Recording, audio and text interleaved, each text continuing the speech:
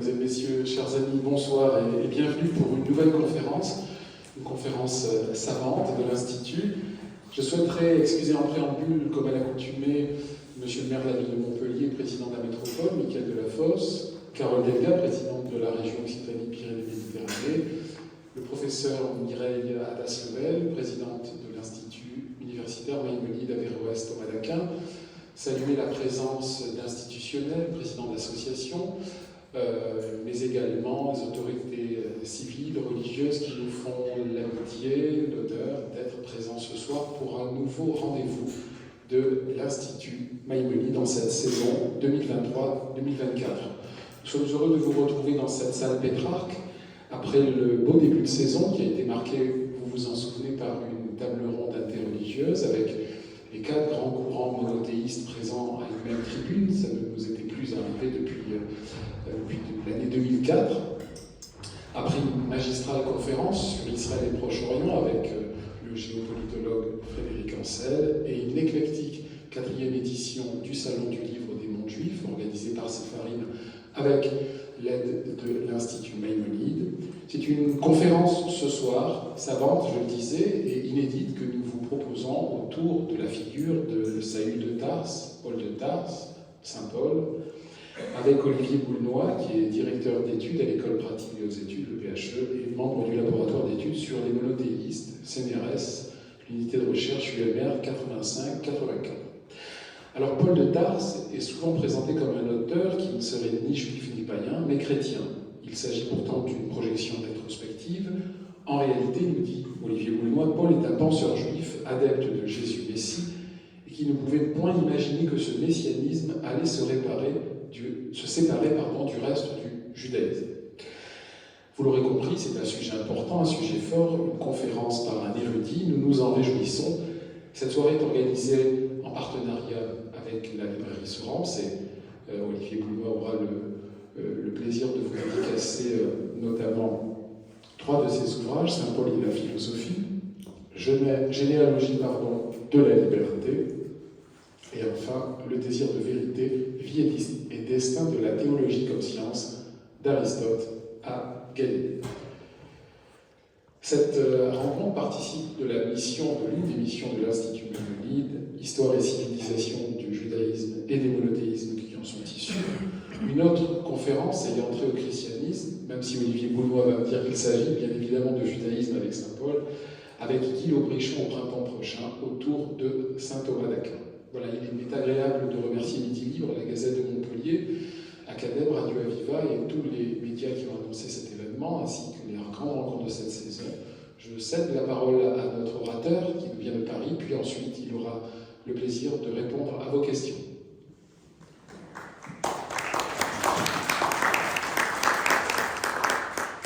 Merci beaucoup, je remercie Michael Yancou de sa chaleureuse invitation, je vous remercie de votre accueil et je tiens à saluer avec émotion et à remercier Daniel Yancou pour sa présence dans cette rencontre. Puisque l'Institut Maïmonide est placé sous le triple patronage de Maïmonide, d'Averroès et de Thomas d'Aquin, qui sont un peu mes 3 saints patrons, puisque je suis médiéviste, je voudrais réfléchir avec vous sur ce que représentent ces 3 individus, c'est-à-dire les 3 grandes religions monothéistes. C'est pourquoi je m'interrogerai sur la place de Saint Paul dans une articulation qui est en train de se déployer entre le judaïsme, le paganisme et le christianisme.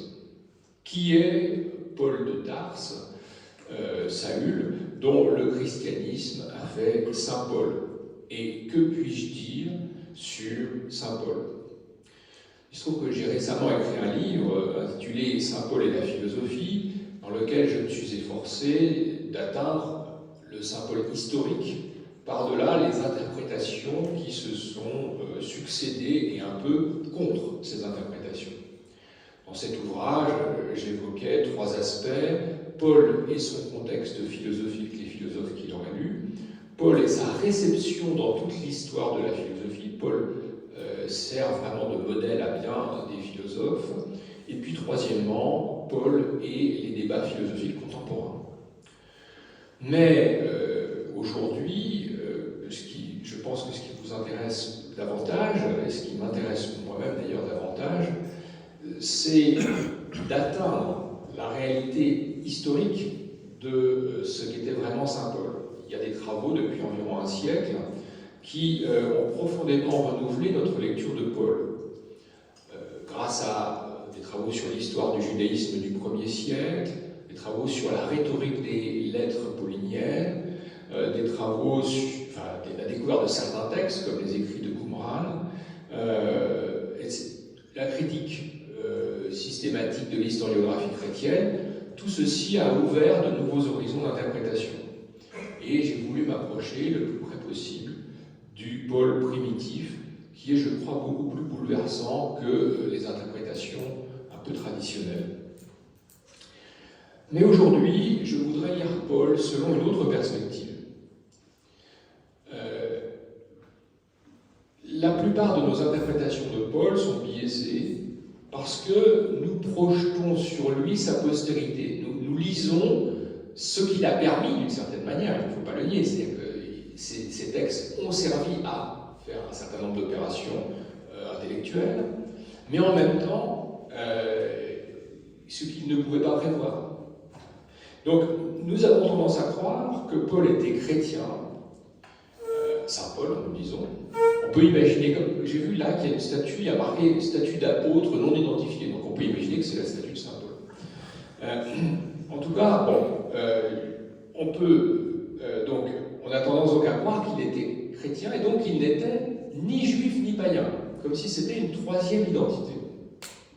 C'est par exemple, pour ceux qui ont lu Hegel, c'est le schéma de Hegel. Il y a un schéma en 3 temps, hein, paganisme, judaïsme, et puis la synthèse, c'est le christianisme. Or, l'axe de mon interprétation consiste au contraire à dire qu'il était à la fois et de part en part juif et grec, indissolublement juif par la foi et grec par la culture. On sait que c'était un citoyen romain, c'est ce qu'on appellerait aujourd'hui un juif intégré dans la culture de son époque. Or, cette nouvelle perspective, si on y réfléchit, change profondément l'image de Paul. Ça signifie que d'une certaine manière, Paul n'a pas dépassé la promesse faite au peuple juif, pas plus que Paul n'a ressenti le besoin de dépasser le logos grec. Et si on constate ce point, on va se rendre compte que l'image de Paul qui va en ressortir est très différente. Ce sera en tout cas l'axe de mon interprétation. Rappelons quelques dates. Les lettres de Paul ont été écrites entre 50 et 70 de notre ère. Les évangiles sont postérieurs, ils sont écrits à partir des années 70. Donc, d'une certaine manière, Paul nous donne accès aux origines du christianisme, le christianisme à l'état naissant. Et puis une autre particularité de Paul, c'est qu'il s'exprime à la première personne. Les évangiles, ce sont des récits à la troisième personne qui obéissent à un certain nombre de codes littéraires. Les lettres de Paul sont écrites à la première personne, c'est une expérience qu'il raconte. Alors bien sûr, il ne faut pas croire pour autant que c'est purement et simplement une autobiographie. Ça n'est pas, des confidences. Mais quand même, il y a des discours à la première personne qui nous apprennent beaucoup. En raison de sa situation privilégiée pour atteindre les origines du christianisme, Paul a fait l'objet d'un renouveau d'intérêt au XXe siècle. Par exemple, Karl Barth, grand théologien protestant, en 1918, a écrit un livre qui s'appelle L'Épître aux Romains, et qui se présente comme un commentaire ligne à ligne, mais qui était surtout, en réalité, une méditation, une actualisation extrêmement critique du protestantisme institutionnel. En 1920, Heidegger donne un cours intitulé « Phénoménologie de la vie religieuse », qui est une exploration de ce que peut être l'existence religieuse de l'homme à partir de Saint Paul. Plus récemment, il y a eu de nombreux philosophes qui se sont intéressés à Paul, le plus remarquable étant le livre de Giorgio Agamben, Le temps qui reste, en l'an 2000, qui le lit sous un angle politique. il voit en Paul le porte-parole d'un messianisme révolutionnaire qui annonce l'arrivée imminente du règne de la justice. Donc voilà un petit peu, disons, différentes interprétations possibles de Paul. Vous voyez, quelqu'un qui ramène à l'essentiel de la foi protestante, quelqu'un qui peut nous aider à faire une philosophie de la religion, ou bien quelqu'un qui apporte un messianisme révolutionnaire. On voit déjà qu'il faut s'engager dans l'interprétation, que si on veut rendre les trois interprétations compatibles, ça va être difficile. En tout cas, il faut savoir que tous les travaux du XXe siècle ont donné naissance à un mouvement que les Anglais appellent The New Perspective on Paul, la nouvelle perspective sur Paul, depuis les années 1980, et qui ont profondément renouvelé notre image, qui n'est plus du tout cette image d'Épinal que nous avions un petit peu. En l'occurrence, Paul nous pose la question des identités religieuses. Est-ce que le christianisme est une rupture par rapport au judaïsme? Et puis il pose la question des identités culturelles. Est-ce que le christianisme implique un rejet de la culture grecque, de la rationalité grecque, ou même de la philosophie? Donc très simplement, je vais vous proposer trois parties. Premièrement, Paul et le judaïsme. Deuxièmement, Paul et l'hellénisme. Et puis troisièmement, ce qu'on pourrait appeler l'éthique de Paul. Paul et l'usage du monde. Donc premier point, Paul et le judaïsme. Le point le plus connu, c'est évidemment le retournement de Paul, ce qu'on a appelé la conversion de Paul. Mais en quoi consiste cette conversion? Que signifie-t-elle? Nous savons que Paul est un pharisien zélé, c'est-à-dire qu'il agit selon la loi. Il n'y a pas de raison fondamentale de récuser le témoignage des Actes des Apôtres qui affirme qu'il a pris part à la persécution et à la lapidation des premiers disciples de Jésus. Lui-même le reconnaît dans une lettre, en Galates 1, 13, 14, voilà ce qu'il dit. « Vous avez entendu quelle était autrefois ma conduite dans le judaïsme, judaïsmos, le terme est très intéressant, que j'ai persécuté à outrance l'assemblée de Dieu. » L'assemblée, c'est ecclésia, c'est ce qui va devenir l'Église, bien sûr. « Et que je cherchais à la détruire, et que j'étais avancé dans le judaïsme, plus que beaucoup de ceux de mon âge dans ma nation, étant le plus ardent zélateur, zélotès, le plus ardent zélote, des traditions de mes pères. » Donc voilà, Paul, c'est en quelque façon le meilleur du judaïsme de son temps. On voit ici d'ailleurs se former deux identités. Le judaïsme, d'un côté, et l'assemblée de Dieu, de l'autre côté. Il ne faut pas croire que c'est le judaïsme d'un côté et le christianisme de l'autre. D'abord, Judaïon, c'est une dénomination purement géographique à l'époque. Ça désigne les Judéens, les habitants de la Judée. Et évidemment, c'est de là qu'est venue notre traduction moderne qui va prendre un sens religieux, les Juifs. Mais le judaïsmos, c'est d'abord la défense des traditions de ses pères en Judée. Évidemment, c'est ce qui va devenir le judaïsme. Mais est-ce que ça l'est déjà? Voilà, la question se pose. En tout cas, ça ne l'est pas au sens où ça s'opposerait au christianisme, puisque le christianisme n'est pas encore, il est à peine en train de naître, et il ne naît pas comme une religion différente. Puisque là, il parle de l'assemblée de Dieu, c'est-à-dire ce qu'on va appeler l'Église, mais qui signifie simplement qu'un certain nombre de Juifs se réunissaient pour prier Dieu à leur manière. Puis, comme chacun sait, Paul va connaître une expérience mystique. Il s'est retourné, converti, et il a adhéré au Messie. Ça ne veut pas dire quitter la religion de ses pères. Ça veut dire, au contraire, reconnaître que le Messie que cette religion attendait est arrivé. Donc, quand on parle de conversion, il faut faire attention. En se convertissant, Paul ne cesse pas d'être juif. Simplement, il devient un juif qui croit au Messie, ce qui se dit en grec Christos. Il croit en Jésus, Messie, ce que nous traduisons en français par Jésus-Christ. C'est devenu un nom propre. Mais à l'origine, ça voulait dire la reconnaissance de la qualité de Messie pour Jésus. Donc, nous savons, par les Actes des Apôtres, que les tenants de ce nouveau courant du judaïsme ont été appelés très tôt les christianoi. Mais christianoi ne veut pas dire les chrétiens, ça veut dire les messianistes, c'est-à-dire ceux des juifs qui adhèrent à Jésus comme Messie. Donc, pour résumer, le retournement de Paul signifie qu'il est un judéen, Judaios, messianiste, Christianos. Alors, maintenant, ce qui caractérise Paul, c'est une relation très particulière à l'observance de la loi. C'est tout le problème de l'observance de la loi. Le problème est né lorsque la foi messianiste a commencé à se répandre dans les villes de la diaspora. Déjà, dans le judaïsme de l'époque, des païens fréquentaient les synagogues en tant que craignant Dieu. Ils se convertissaient au judaïsme, ils recevaient la circoncision et ils se mettaient à observer la loi juive. Or, Paul et les premiers missionnaires ont propagé cette nouvelle foi messianique d'abord dans les synagogues, mais ils étaient souvent mal reçus. C'est pourquoi ils haranguaient aussi les foules sur les places publiques ou dans des maisons amies. Et de ce fait, le même phénomène s'est reproduit, c'est-à-dire que des Grecs, des non-judéens, des non-juifs, dirions-nous aujourd'hui, mais c'est un peu anachronique, des non-judéens se sont convertis. Donc il y a des Grecs qui adhèrent à Jésus Messie. D'où la question. Faut-il faire comme on fait dans les synagogues, c'est-à-dire faut-il leur imposer la loi juive avec ses prescriptions alimentaires et la circoncision? Ce qui caractérise Paul par rapport à d'autres des premiers missionnaires chrétiens, c'est d'avoir répondu non.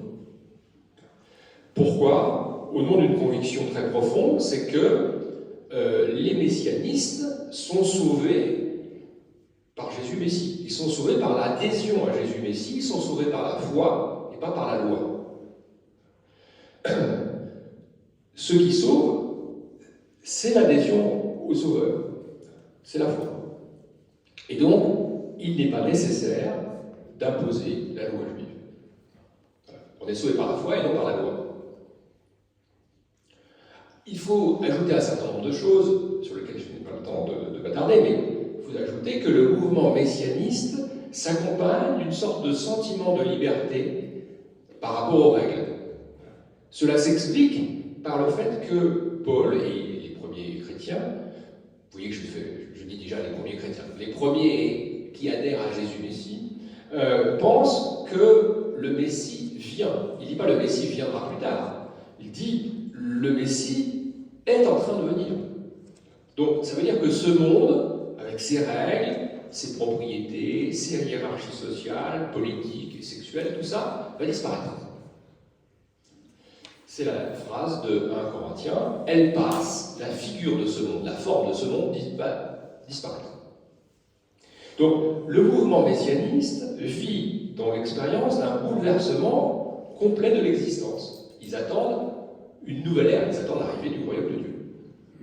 Donc, et ça s'accompagne par le fait que les croyants reçoivent de nombreux charismes que Paul interprète comme la réception de l'Esprit de Dieu.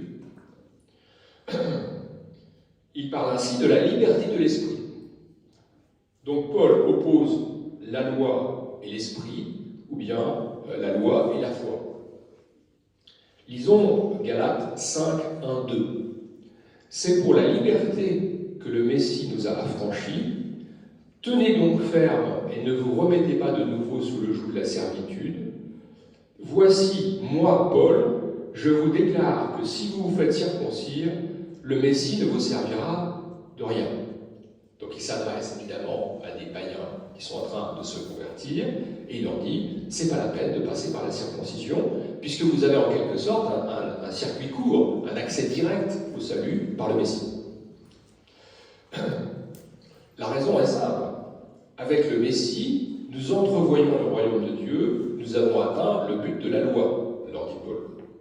Donc, en quelque manière, on peut maintenant retirer l'échafaudage.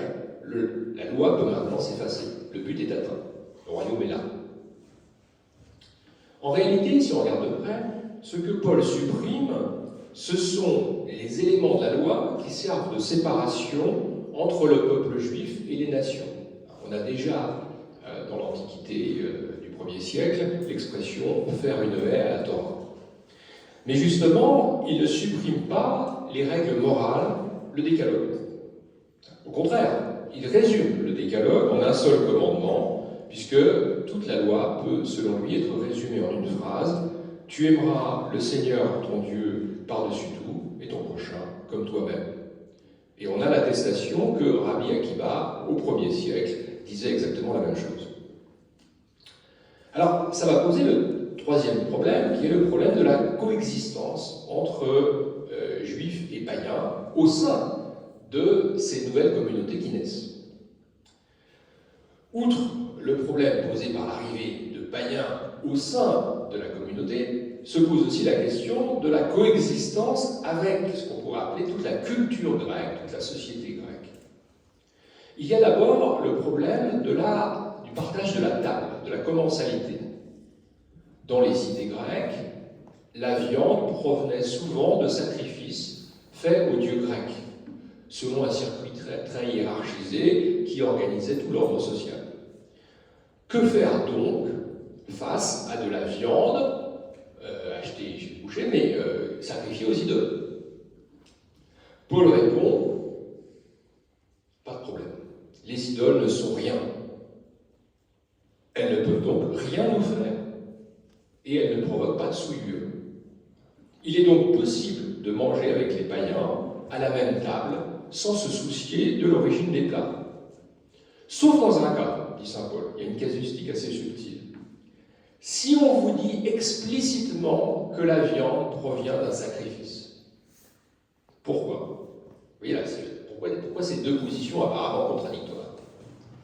Parce que dans ce cas, les participants pourraient croire que nous les membres de la communauté, que nous participons au culte des dieux grecs. Autrement dit, parce que cela pourrait tromper les plus faibles, qui pourraient croire qu'on est idolâtre. Ça pourrait soit leur faire croire que c'est permis, soit au contraire les scandaliser. Mais dans les deux cas, il ne faut pas le faire. Donc on voit quel vent de liberté Paul fait souffler, malgré quand même quelques réserves. Au fond, même l'idolâtrie ne compte pas. On le voit aussi dans son rapport au pouvoir politique. Lorsqu'il dit « tout pouvoir vient de Dieu » dans l'Épître aux Romains, ça n'est évidemment pas, comme on le croira à l'époque moderne, pour justifier, à l'époque moderne, au XVIIe siècle, pour justifier l'absolutisme. L'absolutisme, on disait, tout pouvoir vient de Dieu, donc respecter le roi. Mais ça signifie tout simplement qu'il n'imagine pas que la foi nouvelle exige qu'on change l'ordre politique. Il n'imagine pas qu'une révolte soit nécessaire pour faire triompher la foi nouvelle. En cela, il se distingue des zélotes au sens propre, les zélotes qui ont provoqué la révolte de 70. Oui, probablement mort avant. Donc Paul permet une intégration totale de la foi nouvelle au sein des cités grecques. Puisqu'il n'y a pas de problème de partage de la table, il n'y a pas de problème de rapport à l'autorité. La distinction qu'il fait entre la vénération de Dieu et les interdits alimentaires porte en germe la distinction entre le culte et la culture. On peut être de culture grecque sans pratiquer les cultes grecs. C'est, je crois, la naissance d'une articulation fondamentale pour la pensée occidentale. En somme, Paul pense une nouvelle forme de vie au sein des communautés nouvelles. Juifs et païens coexistent au sein d'une communauté qui est fondamentalement judéenne et messianiste à la fois. Mais les païens n'ont pas besoin de se soumettre à la circoncision et aux prescriptions alimentaires pour y entrer. Est-ce que ça veut dire que pour lui, le judaïsme, c'est terminé? Est-ce que le christianisme y met fin? Est-ce que c'est la fin de la loi? Est-ce que c'est la fin de la promesse? Est-ce la fin de la loi? L'opposition entre la loi et la foi a été particulièrement renforcée par les lectures protestantes de Paul. En effet, les grands réformateurs, à commencer par Luther, se sont en quelque manière projetés sur Paul. Ils ont vu dans le catholicisme, avec ses bonnes œuvres, les œuvres de la loi, et dans la réforme, l'obéissance à la foi, sola fides, sola scriptura. Mais on a aussi cette interprétation dans les traditions catholiques dominantes, de tendance augustinienne, puisque c'est surtout Augustin qui a souligné que seule la grâce divine peut sauver, et non la loi. Donc selon ce schéma, on pourrait opposer la loi ancienne, juive, à la loi nouvelle, chrétienne, qu'on peut rapidement identifier à une loi d'amour, puis à une absence de loi. On parle alors de l'anomisme de Paul, c'est-à-dire de son refus de la loi. Le judaïsme serait un légalisme, et le christianisme, la religion de la grâce, voire de l'amour. Or, Paul a écrit deux propositions à ce sujet qui peuvent sembler contradictoires tant qu'on ne trouve pas le bon centre de perspective. Je cite d'abord Romains 7, 12. « La loi est sainte et le commandement est saint, juste et bon. » Et puis un autre passage, j'ai oublié de noter la référence. « Ce n'est pas par les œuvres de la loi, mais par la foi en Jésus, Messie, que l'homme est rendu juste, justifié, c'est-à-dire sauvé. » C'est dans Romains, mais un peu plus loin. Donc d'un côté, la loi est sainte, de l'autre, ce n'est pas la loi, c'est la foi qui sauve. Comment rendre ces deux propositions compatibles? Où est le centre de perspective? Alors, je vais vous lire un texte, et parmi vous, je sais qu'il y a des personnes très érudites, donc peut-être que vous allez identifier dans quelle lettre de Paul se trouve ce texte. Voilà, c'est ces deux phrases. Si je trébuche, les miséricordes de Dieu seront mon salut éternel. Il me tirera près de lui par sa grâce, c'est sa miséricorde qui me justifie. Dans quelle lettre de Paul ça se trouve? Je vois que vous calez. Et vous avez raison, ce n'est pas une lettre de Paul. Pourtant, c'est hyper paulinien comme discours. C'est un écrit de Qumran. Et oui. Et c'est évidemment pas Qumran qui est paulinien. C'est Paul qui est qumranien, si je me permets. C'est vraiment là que la nouvelle perspective sur Paul apporte du nouveau. Ce que nous apprennent les textes de Qumran, c'est qu'au 1er siècle, le judaïsme n'est pas un légalisme. Les membres de la communauté de Qumran n'auraient probablement pas écrit la fameuse phrase de Lévinas « Aimer la loi plus que Dieu ». Quel était à l'époque le rapport du judaïsme à la loi? Ce que nous expliquent de savants historiens du judaïsme du 1er siècle, c'est qu'il faut distinguer entre l'entrée dans une religion et le maintien dans celle-ci. On entre dans le judaïsme par la pure grâce de Dieu, c'est l'élection, c'est lui qui nous choisit, mais on s'y maintient en observant la loi. C'est ainsi que nous pouvons lui être fidèles.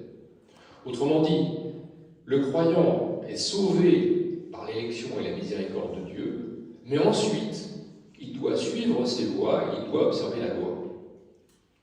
C'est exactement ce que décrit Paul. On entre dans la communauté des croyants par la foi, mais on doit encore s'y conformer au noyau de la loi qui se résume dans les deux commandements de la charité, l'amour de Dieu et l'amour du prochain. Simplement, le mur qui séparait juifs et païens par les observances alimentaires et la circoncision, ce mur est aboli. D'où la deuxième question difficile dans le rapport au judaïsme. Est-ce que, pour Paul, la foi nouvelle est la fin de la promesse faite au peuple juif? Est-ce que les promesses de Dieu sont devenues caduques? Est-ce que, selon Paul, elles sont passées du peuple juif au peuple chrétien? Ou bien, est-ce qu'elles se sont transmises au monde entier? Est-ce qu'elles sont devenues un universalisme? Examinons d'abord l'hypothèse du passage à l'universalisme. Alain Badiou a récemment interprété la pensée de Paul comme étant l'invention de l'universalisme. Faut-il lui donner raison? En un sens, oui, quand même. Kant cite le principe « ne fais pas à autrui ce que tu ne voudrais pas qu'on te fasse » et il y voit un principe d'universalisation de la loi morale, par opposition à des règles de comportement qui seraient différentes selon qu'on est proche ou étranger. Il faut remarquer que dès Ignace d'Antioche, on parlait d'une assemblée universelle, catholique en grec, c'est-à-dire ce qui est devenu l'Église catholique. Alors Ignace d'Antioche, c'est vers 110 de notre ère. Mais en un autre sens, non, on ne peut pas donner raison à cette invention de l'universalisme. Tout d'abord, ça n'est pas une invention. En fait, le stoïcisme avait déjà développé une vision universaliste de la morale en disant que tous les hommes sont citoyens du monde. Ensuite, c'est un universalisme concret. En réalité, Paul a une position beaucoup plus subtile. Dans la nouvelle communauté des croyants, il y a des individus qui n'entreront pas, ou qui n'entrent pas volontairement. Tout simplement les juifs qui ne sont pas devenus messianistes, et puis les païens qui ne se sont pas convertis.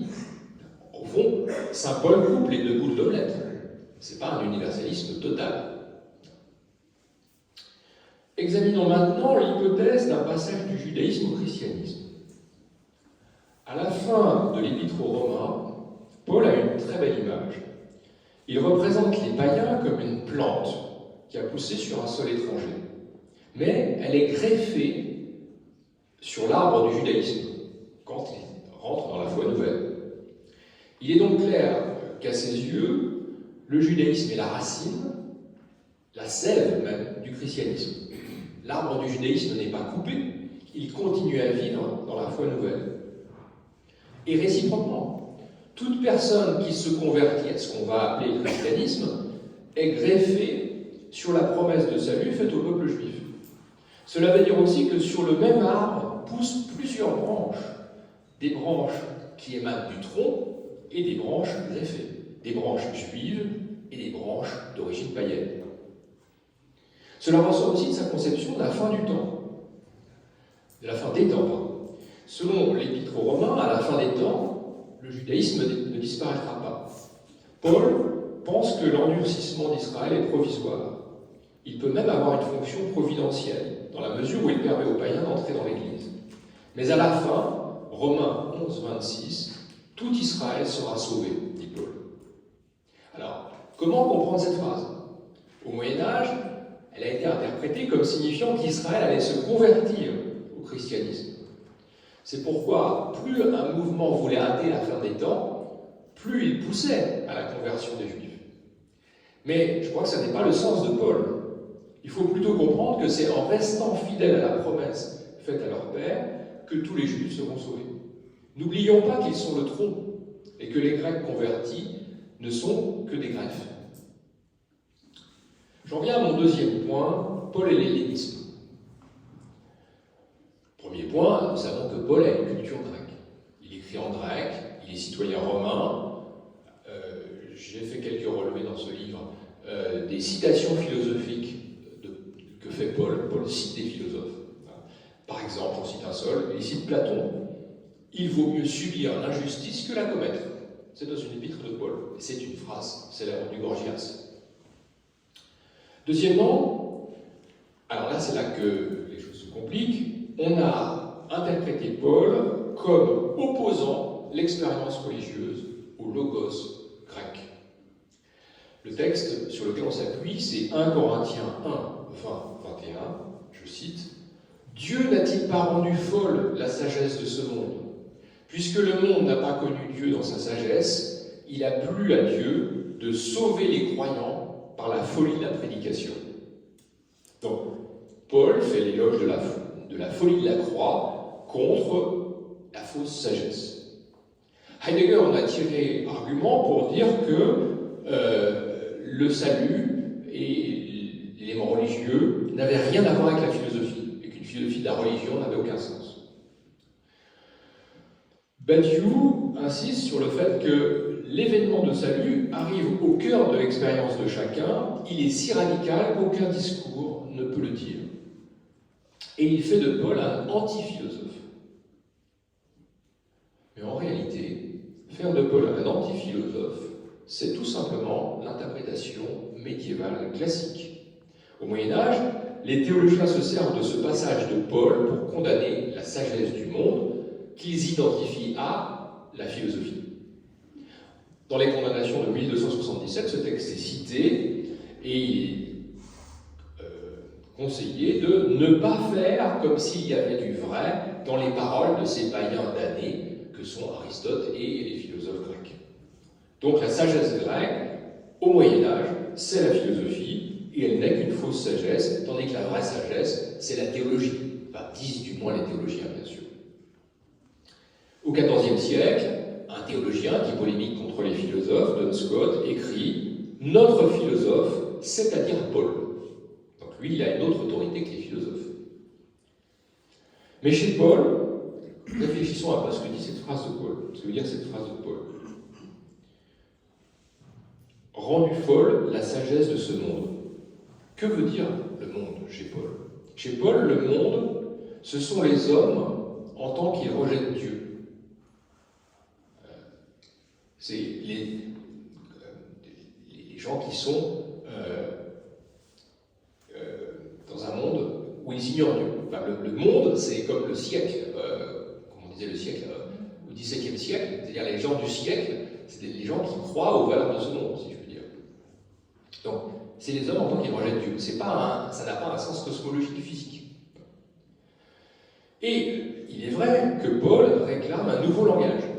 Texte de 1 Corinthiens 1,18, la parole de la croix est folie pour ceux qui sont perdus, mais pour nous qui sommes sauvés, et les puissances de Dieu.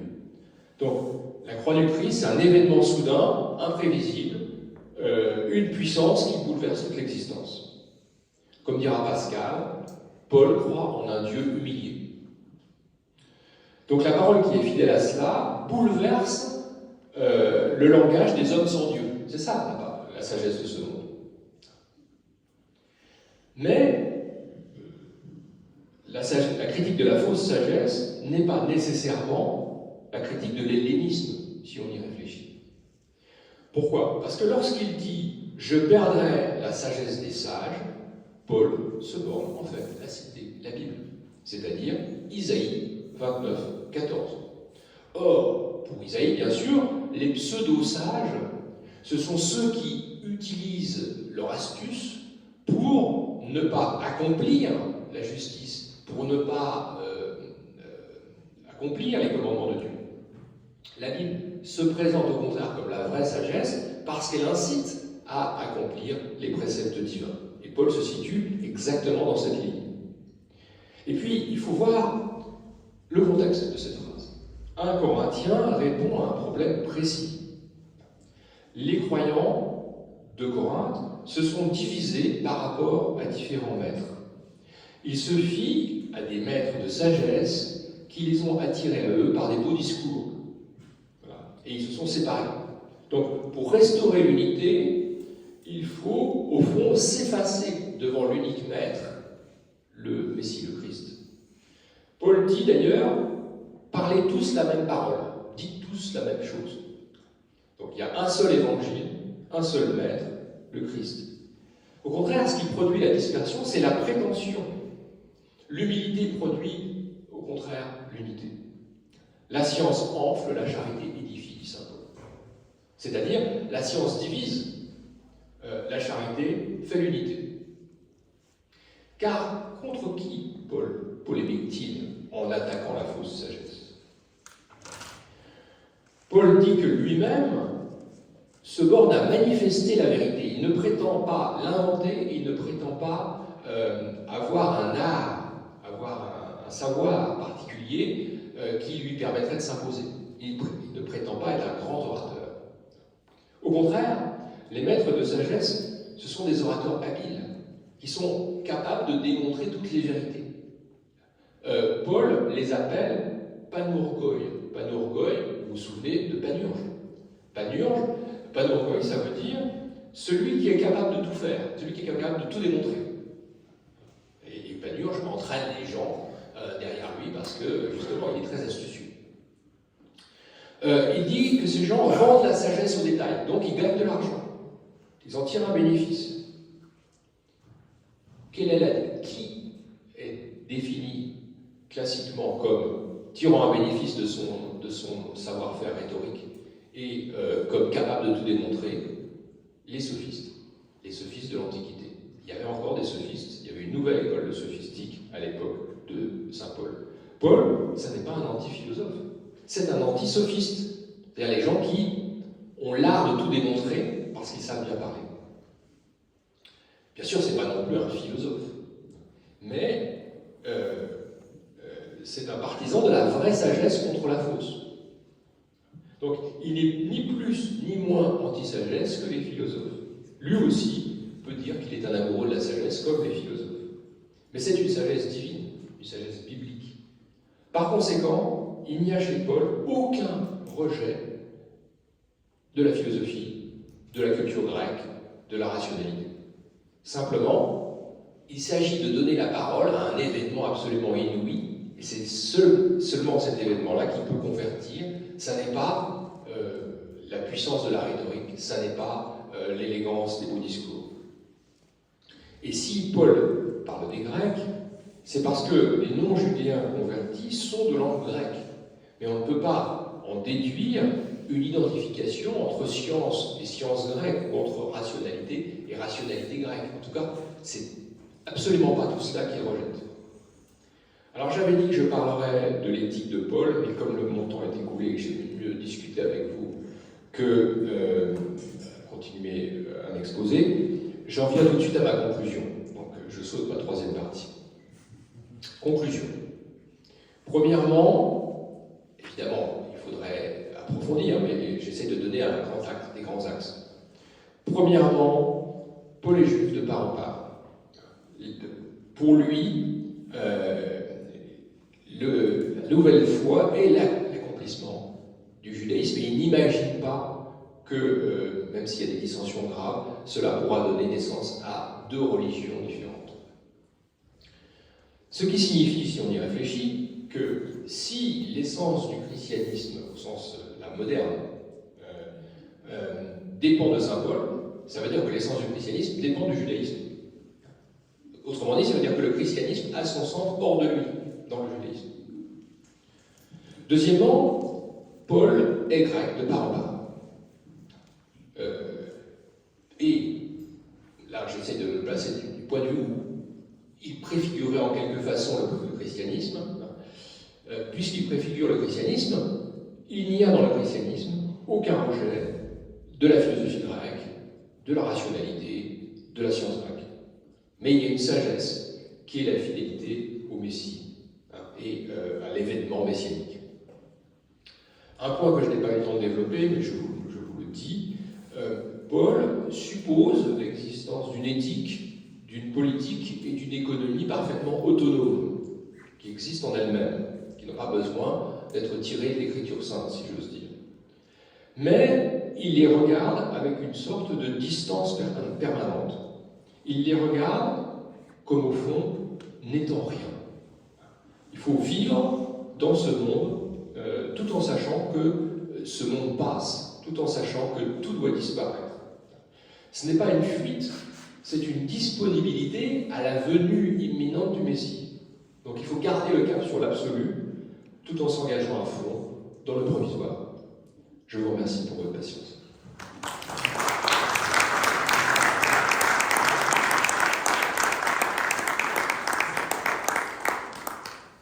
Merci, cher Olivier Boulnois, pour cette érudite communication.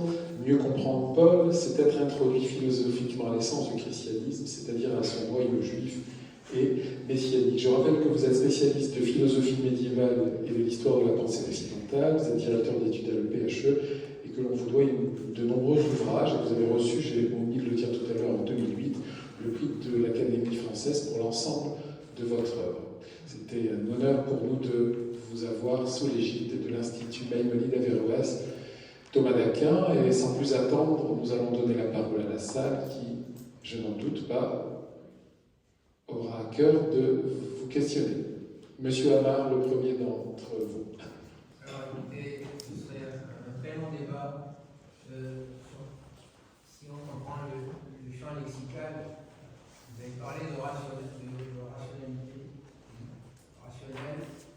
Bon, Saül est devenu Paul.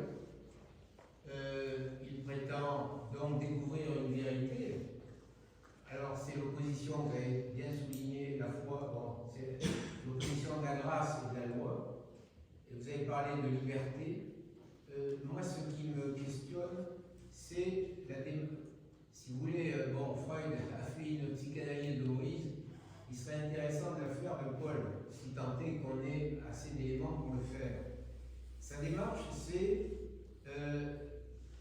vous parlez de liberté, alors moi, si vous me permettez une minute de lire le premier épître de Paul aux Corinthiens, de la tenue des femmes dans les assemblées. Je veux cependant que vous sachiez que Christ est le chef de tout homme.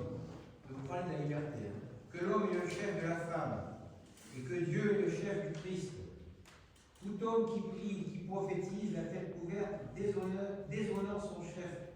Toute femme, au contraire, qui prie ou qui prophétise la tête non voilée déshonore son chef. C'est comme si elle était rasée. L'homme ne doit pas se couvrir la tête puisqu'il est l'image et la gloire de Dieu, tandis que la femme est la gloire de l'homme. En effet, l'homme n'a pas été tiré de la femme, mais la femme a été tirée, etc., etc. Bien, il y a un problème qui, vous avez parlé de l'universel, c'est le christianisme, qui repose sur la tradition universelle. C'est là où je vois le danger des religions, puisque la démarche de Paul, tout le monde sait ses voyages. La démarche, c'est qu'il a l'impression d'avoir une vérité et il veut la propager, il veut convaincre le plus possible de venir à son idée, à sa conviction. Ça me gêne profondément. Et d'ailleurs, il y a un côté soumission que l'on rencontre souvent dans les religions monothéistes.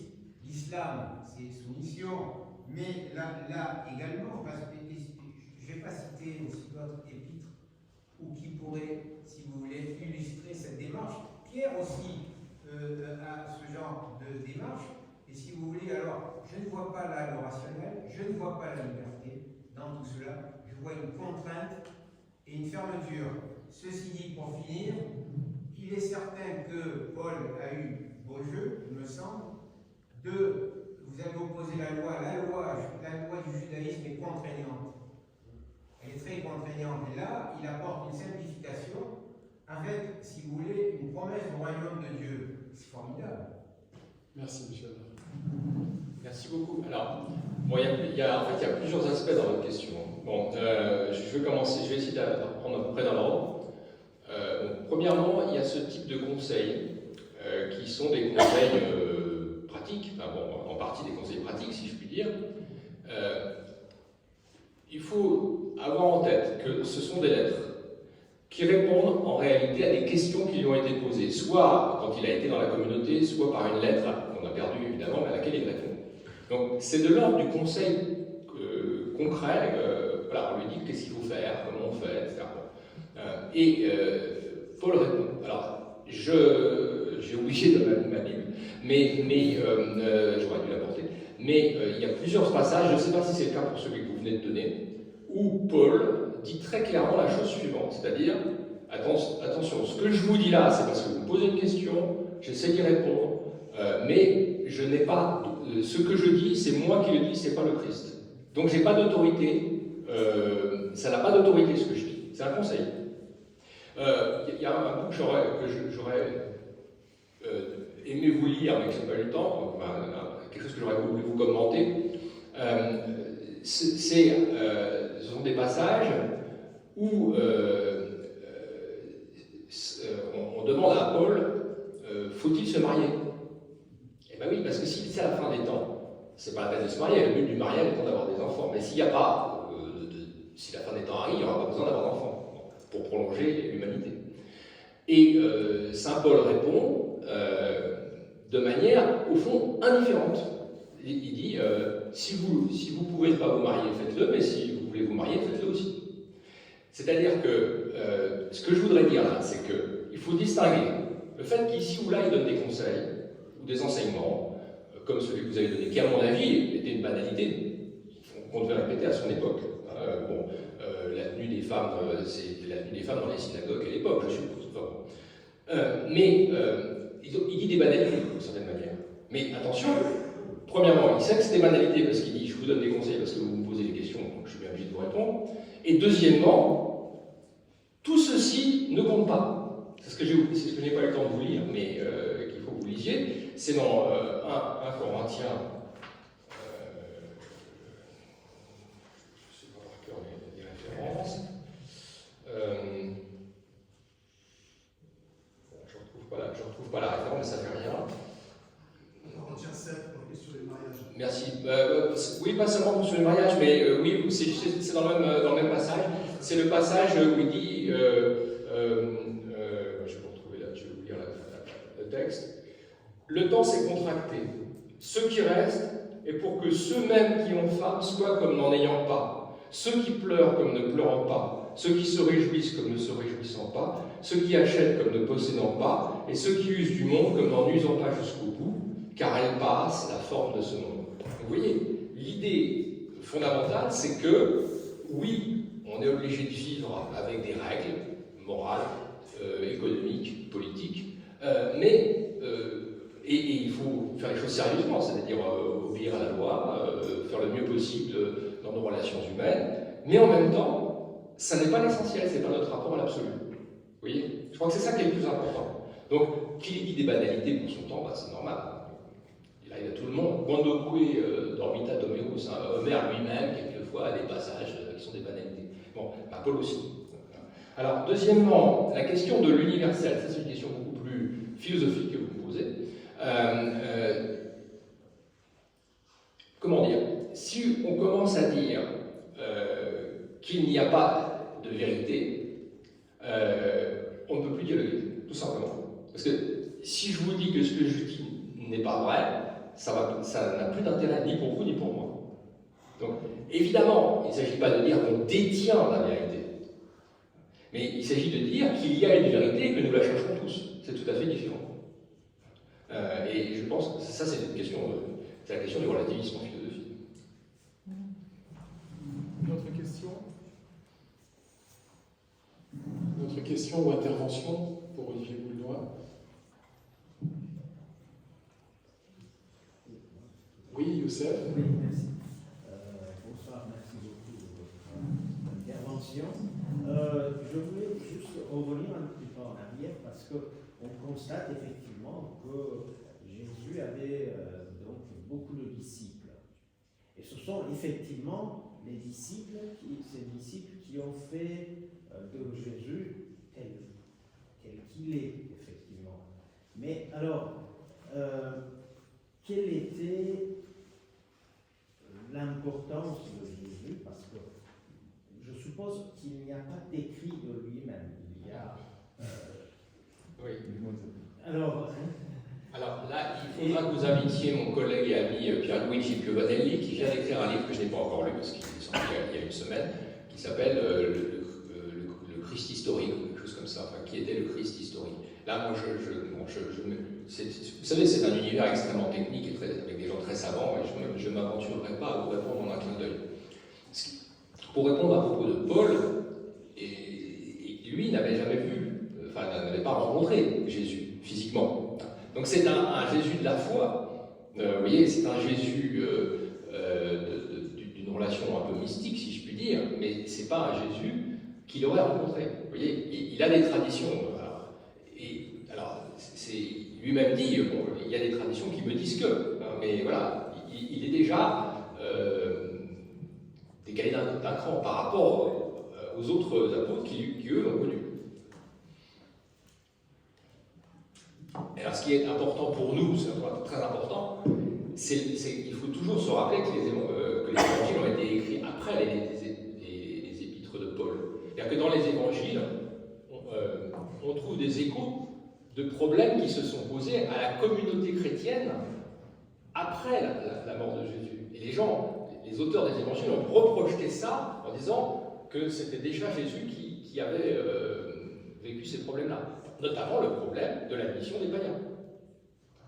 C'est un des grands problèmes des évangiles. Qu'est-ce qu'on fait des païens? Et ça, c'est un problème qui s'est produit très probablement, surtout après, qu'on reprojette sur la vie de Jésus. Et une deuxième question, bon, excusez-moi, et puis pour poser cette question, j'ai réfléchi beaucoup. question à vous en tant qu'intellectuel. On dit donc Jésus en tant que Messie pour sauver effectivement le monde, apporter la paix, etc. Mais on constate effectivement que cette réalité, entre guillemets, n'a pas été exaucée jusqu'à maintenant. Est-ce que vous pensez dans ce cas, la pensée ou bien tous ces disciples de Jésus et les écrits, etc., qui ont eu, ont échoué, on peut dire un peu comme ça. Ou bien il faut continuer à avoir la foi. Qu'est-ce que vous en pensez? Alors moi je ne me permettrai pas de juger les générations précédentes, ni même d'ailleurs autrui, les autres aujourd'hui, pas davantage. Par contre, si vous voulez, il y a une question, vous posez une question qui est une question théologique que la génération de Paul a commencé à se poser, c'est-à-dire comment se fait-il, si le Messie est arrivé, que la justice n'ait pas beaucoup progressé, c'est le moins qu'on puisse dire. C'était déjà une question. Votre question, il se la posait déjà. Vous comprenez? Et Paul est parmi ceux à qui ils ont posé la question. Et les lettres de Paul répondent aussi à cela. Ce qu'on appelle en termes techniques le retard du royaume de Dieu. Et voilà, c'est ça la question. Alors, il faut arriver à pénétrer ce que dit Paul. Et il me semble que l'une des choses qu'il dit, c'est la charité, c'est l'amour du prochain. Dans l'amour du prochain, le royaume de Dieu s'approche. C'est tout ce qu'on peut dire. Après, l'amour du prochain échoue aussi, d'une certaine façon. Mais, en tout cas, je veux dire, quand il y a d'amour du prochain, le royaume de Dieu s'approche. Ça, c'est vraiment la conviction de Saint Paul. C'est tout ce que je peux répondre. Monsieur Amar. Est-ce que je pourrais poser une deuxième question? Alors, elle est Plus un peu court, délicate. J'essaierai d'être court. Elle est un peu délicate. Est-ce qu'on pourrait avancer l'hypothèse que Paul peut être le père de l'intolérance du catholicisme? C'est une des questions qui effectivement se pose dans la littérature des 2 derniers siècles. L'intolérance à travers les siècles. Alors, ça, c'est l'interprétation. Alors, je suis désolé, mais j'ai un chapitre là-dessus dans le bouquin. Bon. Mais c'est l'interprétation qui s'est imposée au XIXe siècle, et Nietzsche en a été le plus beau porte-parole. Mais il faut comprendre comment elle s'est construite, cette interprétation. Elle aboutit à l'idée que, au fond, Nietzsche dit Jésus, c'était l'idiot de Dostoïevski. C'est-à-dire un innocent qui est mené à l'abattoir par fidélité à sa foi. Bon, mais en fait, il n'était rien que ça. C'est déjà pas mal à remarquer, parce que l'idiot de Dostoïevski, c'est une figure extraordinaire. Enfin bon. Et c'est Saint Paul qui a fondé le christianisme. Voilà. Alors là, il faut quand même prendre des pincettes quand on lit ce jugement de Nietzsche. Premièrement, c'est lié à la construction même que Nietzsche se fait du christianisme. Alors, je n'ai pas le temps de rentrer là-dedans, mais c'est un retournement de Luther contre lui-même. On commence à pressentir pourquoi, parce que Luther dit c'est le passage de la loi à la foi. La foi et la charité sont liées, mais en réalité, tout repose sur des théologiens qui nous manipulent. Enfin, dit Nietzsche, je veux dire, là, c'est plus Luther. Bon. Mais bon, c'est donc très compliqué comme histoire, mais je ne crois vraiment pas qu'on puisse dire cela, parce qu'il n'y a pas que Paul comme source d'accès à Jésus, enfin, au christianisme. Il y a les autres épîtres, il y a les 4 évangiles, etc. Donc, on ne peut absolument pas réduire le christianisme au paulinisme. Et d'autre part, je ne vois pas ce côté d'intolérance que vous voyez dans Paul. Paul, il ne peut pas être intolérant pour une raison simple, c'est qu'il n'a aucun pouvoir. La communauté messianique, là, c'est pas elle qui a le pouvoir. C'est soit en Judée, du point de vue religieux, le judaïsme, soit l'Empire romain. L'intolérance commence quand on va se déplacer pour essayer d'imposer ses idées. C'est là où commence l'intolérance. C'est le missionnaire, c'est l'esprit du missionnaire. Ça me gêne. Et pas les missionnaires de la laïcité. C'est un autre affaire.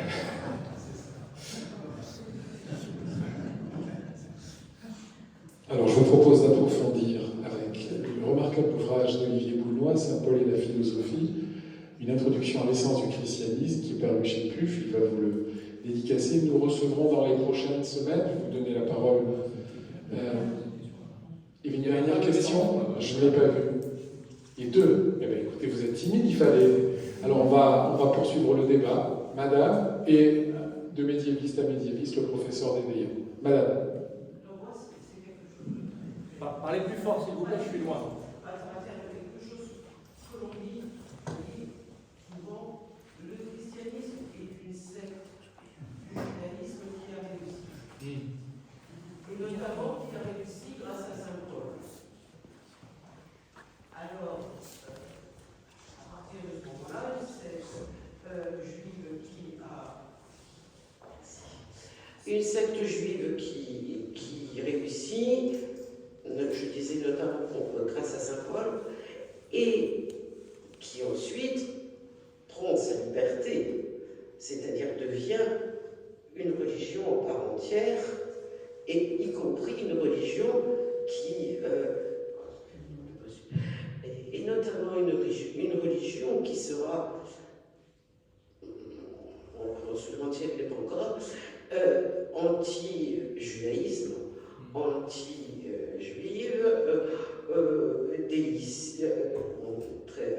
le traitement du judaïsme et des juifs comme déicides, etc., etc. Donc, quand vous dites que je comprends bien votre histoire de faire de nous montrer que le paulinisme, enfin bref, était dans la tradition, pouvait être dans la tradition juive, c'est-à-dire on attend le Messie, paf, ça y est, il est arrivé, c'est le nôtre, donc si tout le monde y avait cru, voilà, le judaïsme suivait son cours, le Messie était là, puis voilà. En fait, on a l'impression que ce qui s'est passé, c'était une rupture à un moment donné, même si le tronc est commun, je suis d'accord avec vous, mais une rupture radicale et qui, effectivement, vous dites universelle, c'est vrai, Paul, cette nouvelle secte, ou appelons ça comme on voudra, elle est ouverte à tous. Il n'y a pas besoin d'être dans la communauté. On fait quelque chose de beaucoup plus universel. Donc, on s'éloigne quand même du judaïsme traditionnel, si je puis dire. Et sans compter que pour les autres juifs qui sont restés dans le judaïsme, le Messie n'est pas arrivé. Donc, Merci. Voilà.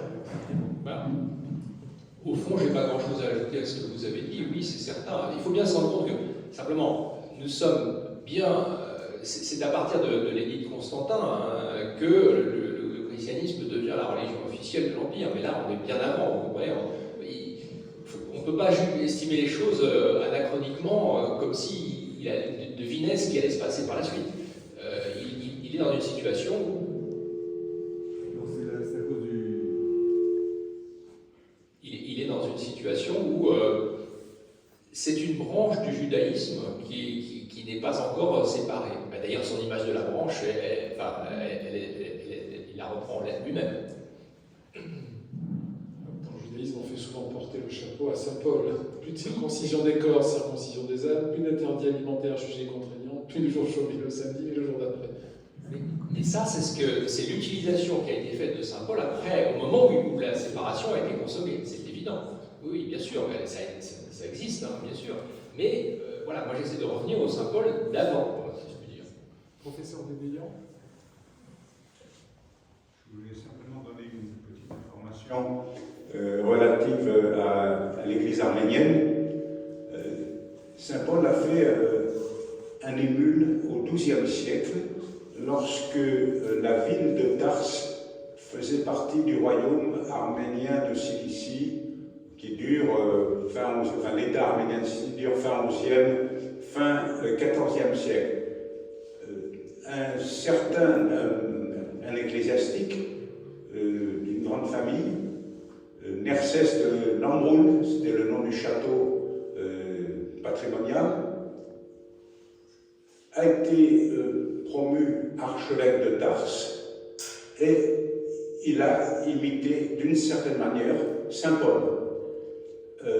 Il disait aux différents groupes religieux, parce que à Tars, il y avait à la suite des croisades, et à la suite également des invasions turques ou de la pression byzantine, il y avait toutes les confessions chrétiennes. Il y avait des Grecs, il y avait des Syriaques, il y avait des Arméniens, il y avait des Latins bien sûr, et Nercès de Lamroun accueillait tout le monde dans son église à Tars. Donc il se réfère souvent à Saint Paul lorsqu'il s'adresse aux différents fidèles qu'il accueille dans son église de Tars.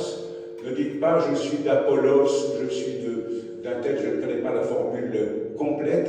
Et cela a induit dans l'église arménienne, à la suite d'ailleurs d'un patriarche qui était son parent, je pense un esprit de tolérance qui fait dans le cercle chrétien que parmi les chrétiens orientaux, les Arméniens sont, je pense, je ne parle pas des Grecs, les chrétiens orientaux sont les plus ouverts pour reconnaître et pour respecter le siège de Rome. Lorsque le pape, dans ces dernières années, pas absolument dans ces toutes dernières années peut-être, mais lorsque le pape va en Arménie, il est accueilli à bras ouverts. Quand il va en Géorgie, par exemple, on le met dans une salle d'attente. Et même chose également avec les Russes. Donc c'est une leçon indirectement de Paul de Tars dans le cercle chrétien qui a été recueilli par Saint Nercès de Lamroun. Voilà. Merci beaucoup. Merci. Voilà une question, c'est sur la conversion de Paul. Parce que des gens comme Michel Onfray, qui sont pour moi, c'est pas comme être un philosophe, mais pour eux, ils ont une hostilité à travers la lecture de Nietzsche et aussi ils disent qu'il a inventé le christianisme, et surtout, c'est surtout la représentation du retournement et comment comprendre sa conversion qui est violente. Donc du coup, certains, quand on parlait de psychanalyse de Saint Paul, pour des modernes aujourd'hui, ils vont l'interpréter comme parce que ça doit au schisme et une projection de sa subjectivité à partir de ces problématiques de foi. Donc ça, qu'est-ce qu'on peut dire de cette conversion en termes de philosophie? Et puis après, bon, peut-être c'est un autre sujet, mais tous les courants pauliniens ont aussi inspiré certains hérétismes médiévaux, surtout dans nos contrées. Bon, ça c'est autre chose, mais surtout la conversion. Comment vous la comprenez? Et c'est parce que c'est là, quel est ce retournement?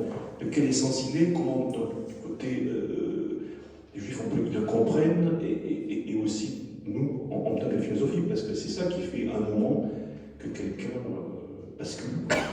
Merci. Écoutez, sur le secret des cœurs, et en général, même des cœurs de mes contemporains, je ne peux rien dire, mais encore plus sur le secret du cœur de quelqu'un qui a vécu il y a 2000 ans. Par contre, ce dont on a des attestations, c'est quand même un renversement complet, c'est-à-dire quand même c'est quelqu'un qui était parmi ceux qui étaient les plus grands adversaires de ce nouveau mouvement religieux, qui tout d'un coup bascule. Bon, il passe quand même 3 années à méditer en Arabie, tellement ça l'a choqué. Il a quand même mis 3 années avant de faire le basculement complet, selon les témoignages que nous avons. Et après, devient au contraire l'un des partisans les plus fervents de ce nouveau mouvement religieux. Ça, c'est le fait que l'historien ne peut pas nier, me semble-t-il. Après, pourquoi on n'a pas d'éléments. C'est un être humain. À cette époque-là, la vie n'était pas très rigolote et c'était pas facile. Donc, il est très facile de concevoir une idée comme ça, très plaisante, le royaume de Dieu, etc., on peut basculer dans n'importe quoi. Le monde actuel le montre d'ailleurs. On peut basculer dans n'importe Écoutez, quoi. je ne dis pas le contraire, je dis simplement que lui, il a basculé d'un contraire à l'autre. C'est tout ce que je peux dire. Les théories du complot, ça existe actuellement. Donc, quand ça fait du bien à l'esprit humain, à l'âme humaine, on peut basculer dans n'importe quoi. Voilà, c'est tout. Merci. Approfondir Saint-Paul avec ce bel ouvrage que je vous enjoins d'acquérir grâce à la librairie Séran, Saint-Paul et la philosophie. Merci Youssef, une introduction à l'essence du christianisme. Nous recevrons dans les prochaines semaines, les 2 prochains mois, d'autres auteurs. Stéphane Ancel, Eliade Abécassis au mois de décembre, bien évidemment Pierre Savy, Sonia De Villiers et Martine Cohen au mois de janvier. Donc nous comptons sur votre présence pour de belles conférences, rencontres et tables rondes en perspective. Nous remercions encore une fois Olivier Boulnois d'être venu de Paris pour cette belle communication et nous vous souhaitons une belle fin de soirée. Merci.